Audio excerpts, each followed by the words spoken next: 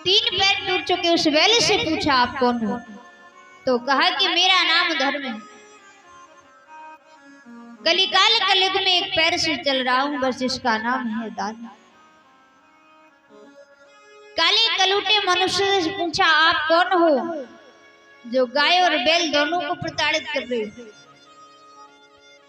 हाथ में लाठी लेकर के उस काले कलूटे मनुष्य ने कहा कि मेरा नाम है कलिकाल कलयुग। महाराज परीक्षित ने सुना कलयुग, हाथ में तलवार लेके मेरे होते हुए आपका आगमन कैसे हुआ? दीनवतो शरणम, शरणों में गिर पड़ा कलिकाल कलयुग।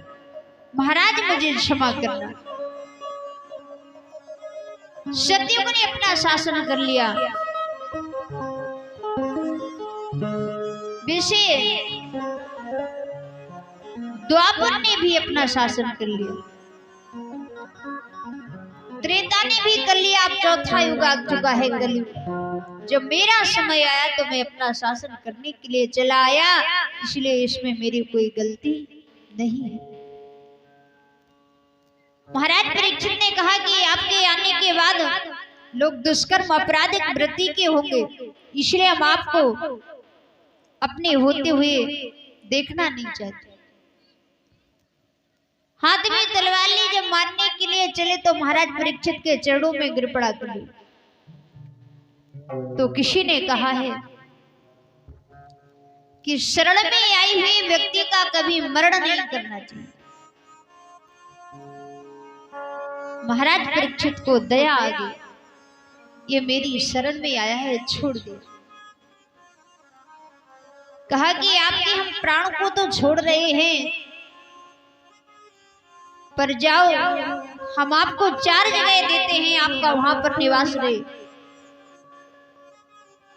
भूतम पानम मिस्त्रिया, कहा कि जहां पर कलह झगड़ा होता हो, जहां पर वेश्या स्त्रियों की संगति होती हो, आप वहां पर निवास करोगे।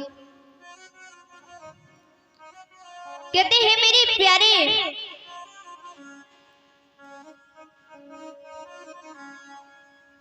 हाथ जोड़कर के कलयुग कहने लगा महाराज क्षमा करना, आपने मुझे हर जगह ऐसी दी है कि जहां पर मैं कुछ क्षण तो ठहर सकता हूं, लेकिन अपना समय व्यतीत नहीं कर सकता। इसलिए एक जगह मेरी इच्छा के अनुसार भी दे दीजिए। क्या प्रभु, मेरा सोने में भी निवास हो। महाराज लेकिन सोने में निवास तो होगा कैसे? ईमानदारी की कमाई हुए धन पर कभी कलयुग का निवास नहीं होता। बोले जहां पर लूटपाट और बेईमानी का धन एकत्रित किया जाता है, कलयुग का ऐसी जगह निवास होता है।